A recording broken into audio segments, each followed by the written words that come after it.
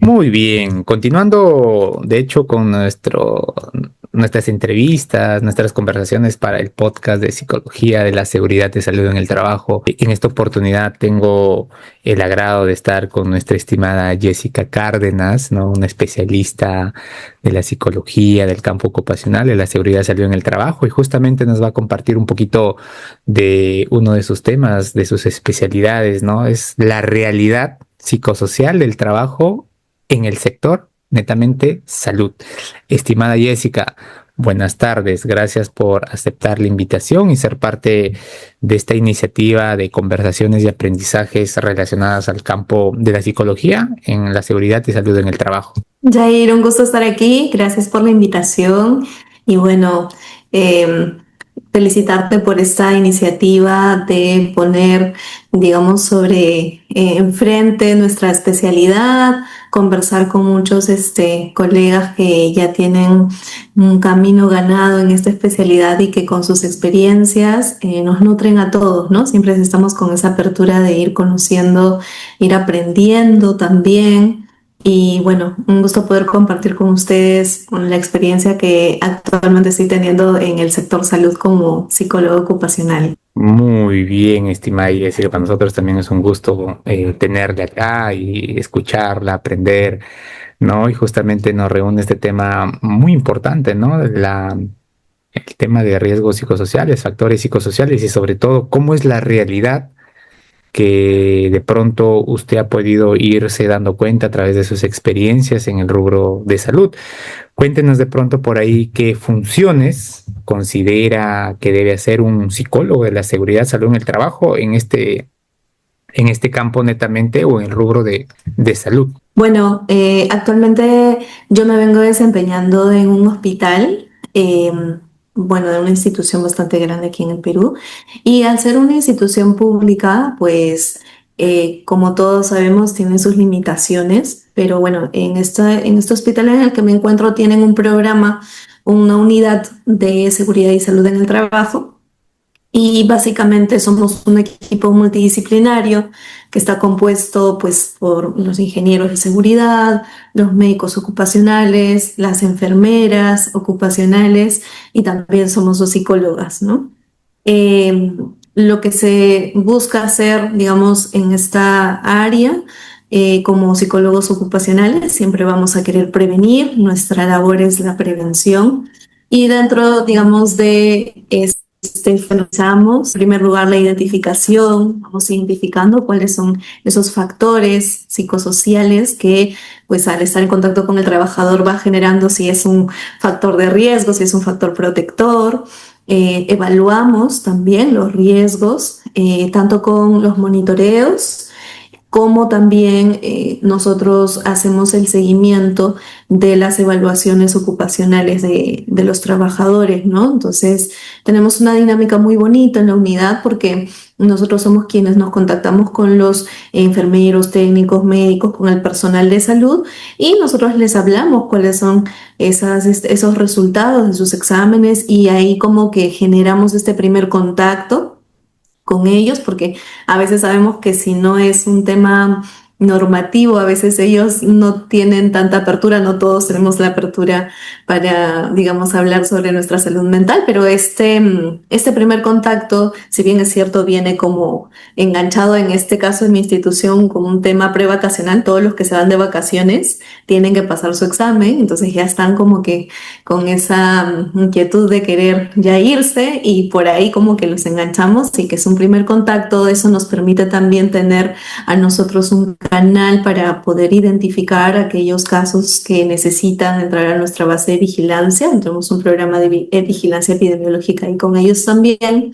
Y bueno, como un punto importante es que siempre estamos trabajando y per se, que nosotros le llamamos nuestros monitoreos son por servicios. Al ser un hospital de alta complejidad en el que estoy, pues es inmenso. A veces pasa todo el año y no podemos visitar a todos los servicios porque es demasiado amplio. Entonces tenemos un cronograma, vamos avanzando por servicios, hacemos el monitoreo, y luego ya por cada servicio hacemos una implementación de cómo intervenimos en lo que nosotros estamos hallando como diagnóstico, no solamente a partir, digamos, de los resultados de la evaluación escrita, que en nuestra formación como especialistas nos decían que eso era una parte del papel y lápiz, pero hay todo un proceso de identificación y evaluación que va más allá solamente de llenar un cuestionario, ¿no? Entonces, este primer contacto de identificar las necesidades de cada servicio, de poder conversar con los coordinadores, los jefes de servicio, nos da mucha información al momento de nosotros hacer el monitoreo. Ya hacemos una intervención y luego de eso, al momento de dar el feedback también, nosotros nos enfocamos mucho en darles lineamientos de intervención, no solo les llamamos, sino también qué pueden hacer ellos para la gestión de lo que se está encontrando en este diagnóstico, ¿no? Y qué pueden hacer ellos porque al ser una institución grande, el área de recursos humanos, que es la parte organizacional de gestión, muchas veces tiene muchas limitaciones, ¿no?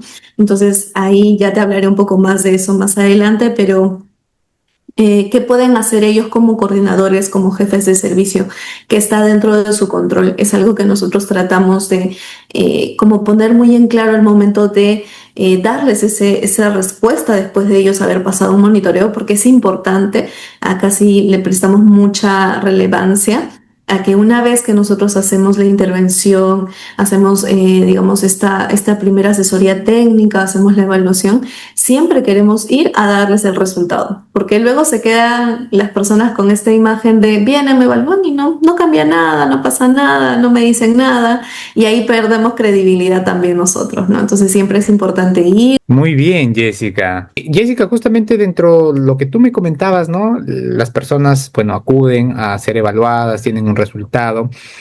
Y cuando nosotros hablamos, por ejemplo, de estrategias psicológicas de autocuidado, ¿qué de pronto aplicas? ¿Cómo de pronto lo llevas este campo, bueno, este tema a trabajar con las personas que tienes ahí, que acuden a tu servicio o en tu trabajo que vienes desempeñando? Bueno, nosotros tenemos una población que tiene muchos comportamientos y muchos hábitos no tan saludables y que ya, digamos, a lo largo de los años tenemos pues ahí porcentajes muy altos de personas que no duermen muy bien. Es que lo que pasa es que nuestra población es personal de salud asistencial, entonces ellos tienen turnos rotativos, tienen jornadas de, digamos, cargadas de mucha demanda. Y pues ellos también a veces tienen esta tendencia a no tener un solo trabajo. Entonces lo que vemos en ellos es que sacrifican el sueño de una forma que tú no te imaginas, ¿no? A veces tengo pacientes que duermen 4 horas, 5 horas, es un lujo. Entonces ya como forma, digamos, de hábitos no saludables para su autocuidado desde el sueño, ya estamos viendo que por ahí no es el mejor de sus hábitos y sabemos que si comenzamos de ahí todo lo demás va en escalada, ¿no? Otra de las cosas o de los hábitos no tan favorables para su salud en el personal que nosotros vemos es que no necesariamente tienen actividades que les ayuden en la desconexión, en la recreación o que se preocupen por también tener un equilibrio de actividades que les permitan relajarse. Como te repito, muchos de ellos o trabajan en otro lugar con horarios tan extensos como en el hospital, pueden mantener otro hospital, clínicas, consultorio privado, ¿no? Algunos de ellos estudian también. Y bueno, lo otro que no es una demanda menor, si no tienen digamos, ese perfil, el cuidado de los hijos, el cuidado de los padres, que son ancianos también. Entonces, o también tenemos muchos profesionales que están en proceso de formación, tenemos muchos residentes y la, digamos, particularidad de los residentes es que ellos tienen turnos mucho más extensos todavía y bastante carga laboral y académica. Entonces, ese es un poco, digamos, esos hábitos entre el sueño, espacios de desconexión o conductas de desconexión, alimentación no tan equilibrada, no tan consciente. Entonces, como que por ahí estamos trabajando en ir generando en ellos la conciencia tan importante del autocuidado, ¿no? Entonces, una vez que nosotros tenemos al trabajador enfrente, siempre vamos a comenzar comentándole obviamente la importancia de por qué hacemos eso, los resultados. Y muchos de ellos se sorprenden de sus resultados porque a veces pasa que cuando estamos tan expuestos a un nivel de demanda tan alto, normalizamos eso. O sea, normalizo que no duermo bien, normalizo que por ahí tengo un dolor y no le hago caso. Normalizo ese ritmo de vida o esos hábitos que no son tan saludables y que recién me puedo dar cuenta por ahí si tengo un malestar físico bien evidente, así una gastritis que no te deja o un tema dermatológico que ya no es imposible de seguir evitando. Si no fuera así, ellos muchas veces no lo ven, no lo visualizan, ¿no? Entonces, nuestro primer punto siempre es conectar esa conciencia. Mira, o sea, todo este comportamiento, todos estos hábitos que tú estás teniendo podría estar asociado también de este estado emocional que está mostrando tus resultados, ¿no?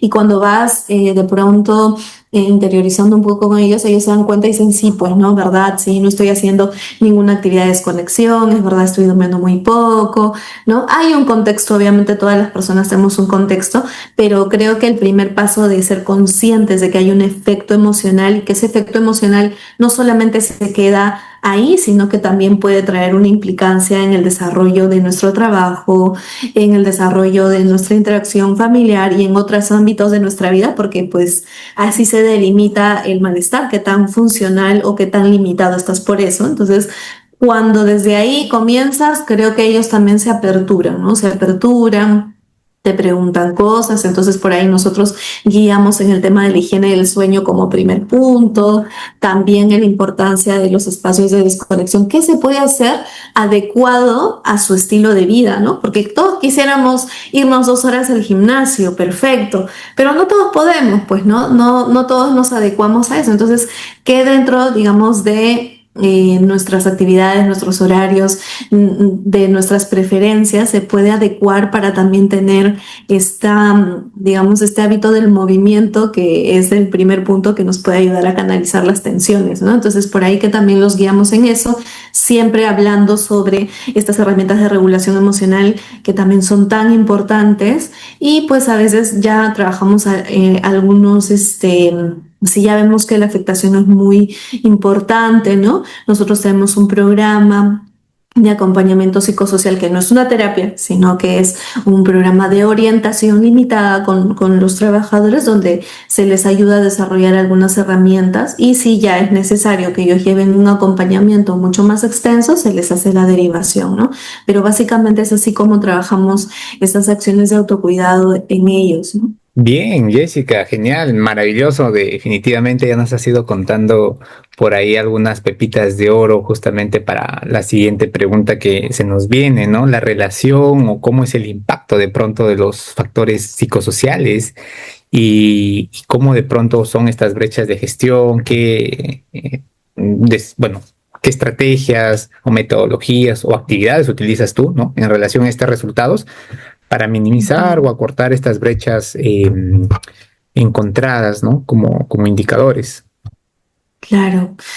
Bueno, dentro de nuestro sector, en especial en la experiencia que yo tengo en el hospital en donde estoy, en la institución donde estoy, tenemos por ahí, te podría decir, 2 factores de riesgo bien marcados, que yo sé que siempre están como que ahí en el nivel alto, ¿no? En rojo. Primero es la percepción de demandas o exigencias del trabajo.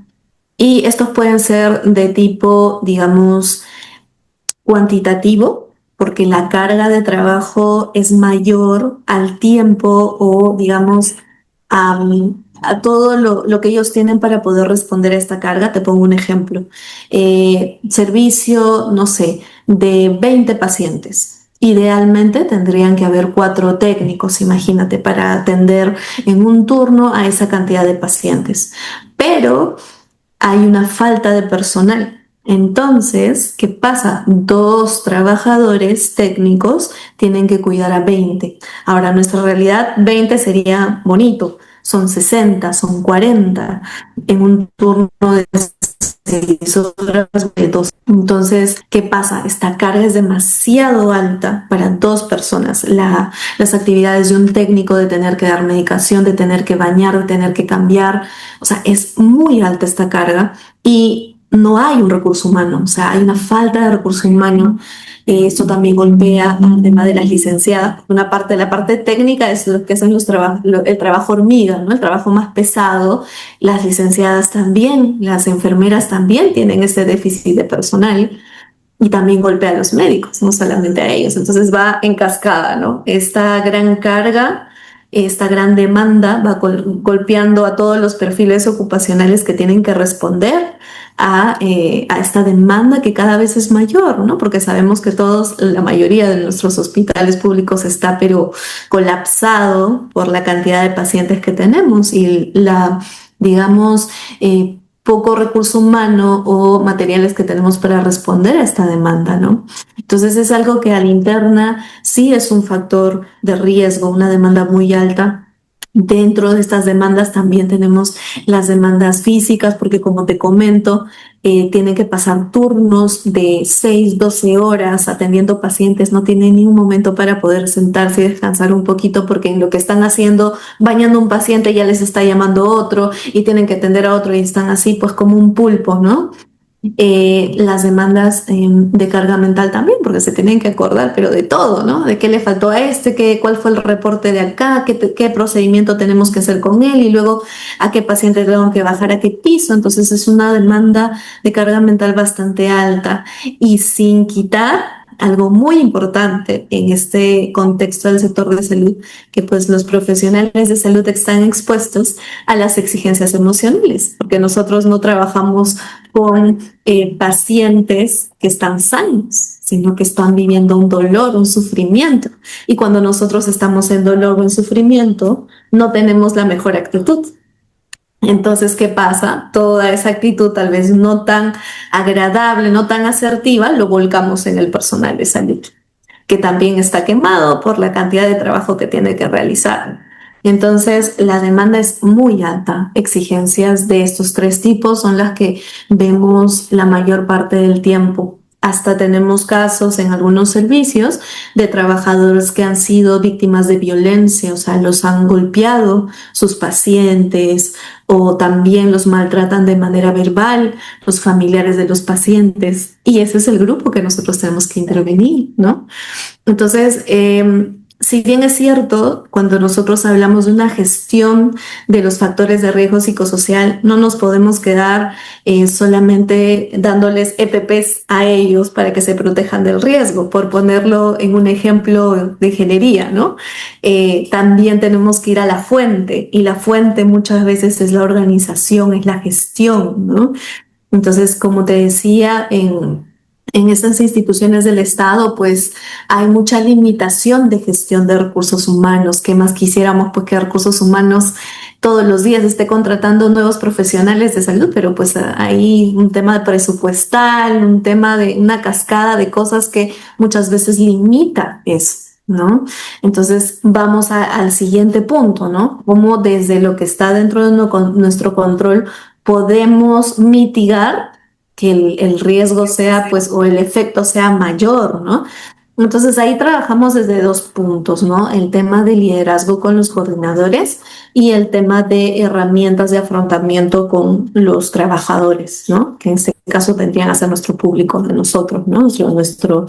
Nuestra población, ¿no? Entonces, en los coordinadores siempre estamos trabajando el tema de liderazgo, ¿no? Cómo ellos dentro, digamos, de su gestión, de esa cercanía, de vivir todos los días con todo el personal de salud, también pueden ayudarlos, ¿no? Darles este soporte, estas facilidades, estas condiciones dentro de lo que esté en su control para que también puedan ellos sentirse respaldados, porque una de las peores cosas que creo que sentimos cuando estamos trabajando es que mi líder, mi jefe no me respalde en nada y que lejos de entender mi situación me exige más, ¿no? Entonces sí puede haber ahí ciertos estilos de liderazgo que siempre estamos tratando de identificar y darles mayores herramientas de cómo ellos desde su punto de coordinadores o jefes de servicio podrían tener más herramientas para poder llegar al personal, que como personas también tienen diferentes formas ellos de reaccionar ante el estrés, ¿no? Entonces qué herramientas ellos tienen para llegar a esos diferentes tipos de afrontamiento, personalidades, cualidades que ellos tienen,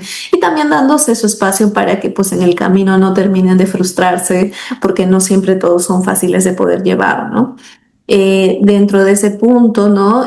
Darles herramientas de liderazgo consciente, empático, estilos de comunicación cercanos, ¿no? También cómo ellos los guían para la solución de los problemas, cómo llegan a acuerdos, cómo llegan a negociaciones, cómo se dan esas pausas y ya se sienten saturados, que también es importante todas esas herramientas. Y ya cuando hablamos de intervención con la población, nuestra población objetivo, lo hacemos a partir de talleres. Un momento muy clave, por ejemplo, que nosotros usamos para hacer nuestras intervenciones en grupo son cuando hay cambio de guardia, ¿no? La guardia de la noche se va, entra el turno diurno y ahí tienen un momento ellos de reporte.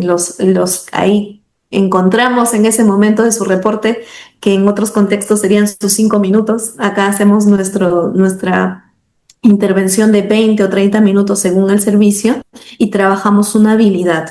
Este año nos estamos enfocando mucho en desarrollar el afrontamiento en cuanto a las regulaciones, porque una de las cosas que más se altera o más golpea en el tema del estrés justamente es que nos sentimos frustrados, nos sentimos muy incómodos. Entonces les estamos brindando ellos herramientas de regulación emocional. Casi en todos nuestros talleres, a los servicios que vamos, ese está siendo nuestro punto clave ahora, ¿no? Y también ellos nos comentan que mientras van usando estas técnicas, pues nosotros les vamos enseñando, les va siendo útil no solamente fuera del trabajo, sino dentro del trabajo, porque imagínate estar expuesto a todo eso 12 horas, no voy a esperar hasta recién salir para poder hacer algo conmigo y poder canalizar toda esa atención. Entonces ahí vamos enseñándole pausas emocionales, pausas cognitivas dentro de mi turno, cómo de atender a un paciente entre que voy al otro me tomo una pausa o algo para atender esta como que regulación que necesito porque ya me estoy sintiendo muy cansado, muy tenso, de mal humor.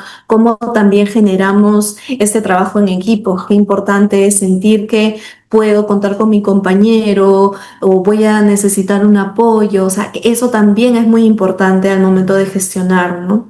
Porque eso merma de alguna manera todo el contexto de mucha atención que ellos podrían estar teniendo como parte del desarrollo de su trabajo, ¿no? Bien, bravísimo, bravísimo, Jessica, porque este es un tema muy enriquecedor lo que nos cuentas, ¿no? Definitivamente las personas que nos están escuchando, a veces cuando escuchamos salud ocupacional, seguridad, salud en el trabajo, desde el punto de vista de la psicología, siempre la asociamos, ¿no? Minería, construcción, refinería. Sin embargo, nos estamos dando cuenta en todos estos episodios que los rubros de negocio, todos requieren una intervención psicológica, psicosocial, en salud ocupacional, de seguridad y salud en el trabajo. Y justamente Jessica nos está contando un caso real de un sector salud. Y Jessica, como que entramos a esta parte ya de cierre con esta pregunta muy interesante, ¿no? Que nos puedas comentar algunas prácticas o algunos ejemplos de tus intervenciones en este sector salud, tal vez por ahí. Me gustó algo muy interesante cuando empezaste, ¿no? Tenemos, bueno, los factores, tenemos factores protectores y como que los factores de riesgo. Tal vez por ahí nos puedas contar tu experiencia de cómo lo has ido trabajando en estos dos campos a nivel, ¿no? de ejemplo, así de manera práctica, simple, Claro. como nos podrías comentar en esta situación. Ujú. Sí, siempre que vamos nosotros a identificar factores de factores psicosociales, nos vamos a encontrar con factores protectores y factores de riesgo. Un caso muy específico, tenemos un área en el hospital que en la evaluación y en la primera, digamos, asesoría técnica nos dimos cuenta que esta área tenía una muy buena percepción de liderazgo. Muy, muy buena percepción de liderazgo, y también nos dimos cuenta de eso porque la coordinadora que nos llamó para hacer la intervención siempre fue como de mucha iniciativa, nos dio mucho contexto, se sabía todo de su área. Eran como, creo que tiene 15 licenciados en enfermería, 12 técnicos, porque el personal médico sí lo maneja un poco diferente, pero esta coordinadora, que es licenciada, la jefa del servicio, licenciada en enfermería, ella tenía a cargo pues todo este personal, y como que muy raro a veces en los servicios encontrarnos una jefa que sepa mucho de su personal. Sabía, mira, este personal está teniendo este problema, pero su contexto familiar es esto, hace poco perdió su papá, últimamente está teniendo problemas con encargar a su hijo, no sabe dónde dejarlo, bueno, y acá en el trabajo a veces se olvida, tiene este tema. Entonces nos daba un contexto inusual para un líder. Usualmente tenemos otro tipo de feedback de los coordinadores, no, mira, está pasando esto, no cumple, ¿no? Más tirando por ahí, pero ella era como un contexto más amplio, no solamente lo que no hace o lo que hace mal, sino ella entendía el contexto de cada uno de de las personas de su área, ¿no? Entonces eso nos llamó mucho la atención, y eso pudimos corroborarlo luego de que nosotros hicimos el monitoreo, porque uno de los factores que salió en verde, estilo de liderazgo y apoyo social, o sea, verde, muy alto. Y como que corroborábamos un poco con esta percepción inicial que tuvimos con ella en la asesoría técnica. Obviamente también uno de los factores de riesgo no tan positivos, más bien de daño, de riesgo, ¿no?, que les estaba generando en este servicio, era la demanda, ¿no? Lo mismo en todos los servicios, gran cantidad de pacientes, poco personal, pero específicamente en esta área estaban teniendo problemas de violencia, en el sentido de que los usuarios, los pacientes, golpeaban al personal de salud. O sea, a veces también tenían arranques porque era un área de salud mental con, digamos, personas que están internadas, y pues cuando tenían una desregulación, cuando no, de pronto tenían una crisis, terminaban golpeando al personal de salud. Entonces ya habían tenido, nosotros hicimos ahí un estudio de saber cuánto de accidente había reportado esta área. Entonces, la mayoría de sus accidentes había sido porque el paciente los había golpeado o les había jalado el pelo, se había alto. O sea, sí teníamos ahí como cinco accidentes de ese tipo en como 6, 8 meses, ¿no? Entonces nos dimos cuenta que teníamos que trabajar un programa de seguridad basada en el comportamiento, y empezamos a reforzar las conductas de los licenciados, porque nos dábamos cuenta que muchos de ellos también ya tenían bastante tiempo en la institución y habían caído muchas veces en no cumplir ciertos protocolos, también en el exceso de confianza. Cuando es personal o pacientes que están hospitalizados y en el área de salud mental, tienen protocolos muy específicos de cuando lo ven desregulado al paciente, lo tienes que abordar solo o lo tienen que abordar entre un equipo, digamos, de profesionales. No puedes ir solo porque te expones, tienen que ir mínimo 3, el protocolo lo dice, pero ¿qué pasaba en la práctica? No lo cumplían, porque a veces estaban con menos personal, porque a veces, bueno, ya lo he hecho tantas veces, lo hago. Entonces había un exceso de confianza y se estaban saltando ciertos protocolos. Y entonces nosotros entramos a trabajar seguridad basada en el comportamiento en el entorno hospitalario. Entonces hemos hecho unas sesiones ahí con ellos, unos talleres, ¿no? Todo el programa que se ha ido dividiendo en fases, ¿no? Fases, revisar protocolos, que lo puedan volver ellos a revisar, también trabajar en que ellos puedan saber cómo actuar frente a una crisis, identificar indicadores, cómo ellos también podrían regularse. Entonces hemos hecho un trabajo muy bonito que creo ha sido de las últimas experiencias de un programa tan específico en este servicio que estaba reportando estos índices de violencia, ¿no? Que estaban teniendo en el trabajo. Mira, hasta ahora, desde que implementamos el programa, ahorita no tenemos un reporte de accidente, ¿no? Esperemos que el programa esté, vamos a esperar más tiempo todavía, ¿no? La idea no es que no exista, pero sí que vaya disminuyendo, ¿no? Y que pues ellos también vayan trabajando en todos estos, comportamientos saludables que hemos tratado de retomar, que ahorita venimos teniendo todavía activo en este servicio. Wow, Jessica, muy interesante definitivamente las pepitas de oro que nos has comentado y es muy bueno, ¿no? Cómo has llevado tu trabajo, cómo has llevado incluso seguridad basada en comportamiento a esta necesidad, a esta realidad y por ende tú nos estás contando el resultado, el impacto que has tenido.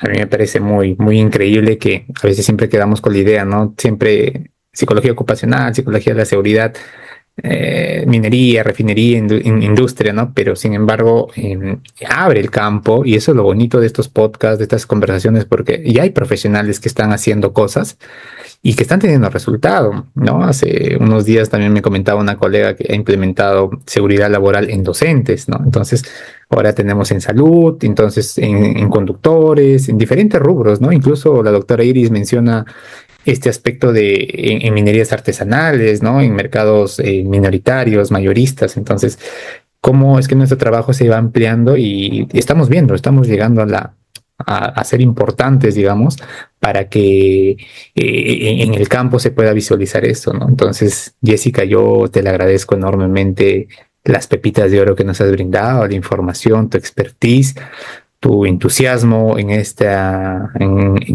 entrevista, en este podcast. Esperemos que no sea la primera vez que podamos de pronto conectar para poder generar este tipo de aprendizaje, sino también esto que se aperture. Sabemos la amplia experiencia que tú tienes y lo poquito que nos has comentado está pero muy bueno. Entonces, esperemos más adelante poder coincidir en otros eventos, en otros espacios que generen aprendizaje. Muchas gracias, Yair. Yo contenta de poder compartir esta experiencia con ustedes y bueno, animar a los colegas que nos escuchan, que de pronto también están buscando, ¿no? Porque dentro de la especialidad también hay como sectores, subespecialidades y como que pues que se animen a entrar al sector salud, que es un campo y que tenemos mucha población, mucho por hacer, ¿no? Así que estamos ahí en este constante aprendizaje, abriendo camino y esperemos pues que todo lo que nosotros vamos descubriendo sirva también para nuestros colegas que nos escuchan y quieran implementar programas que les sea muy útil para la población con la que están trabajando. Un gusto haber estado aquí, gracias por la invitación, un gusto haber compartido y bueno, con la apertura a podernos encontrar una próxima vez. Genial, muchas gracias.